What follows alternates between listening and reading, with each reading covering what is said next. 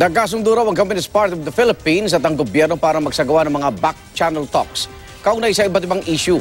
Kinumpirma yan ni NDFP Chairperson Fidel Agkawili.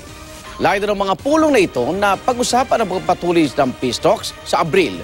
Una raw nagkasundo ang magkabilang panig kaugnay ng back-channel talks nitong unang linggo ng Pebrero. Pero dahil daw sa ilang bagay, nagkaroon daw ng mga delay sa mga pulong hanggang sa ngayon. Kabilang sa mga isyong nakatakdang pag-usapan ng mga kasunduan sa safety and immunity guarantees, social and economic reforms, at political and constitutional reforms. Nagpapatuloy na rin daw ang mga pag-uusap kaugnay sa pagpalaya sa mga prisoners of war na dapat daw ay napalaya na noong March 2. Pero inaayos pa raw ang paraan ng pagpalaya at kakaligtasan ng mga bihag. Wala pang pahayag kaugnay nito ang gobyerno, pero nauna nang pinawalang bisa ni Pangulong Duterte ang ceasefire agreement as peace talks kasunod ng pananambang sa umunoy ng NPA sa ilang sundalo sa Mindanao.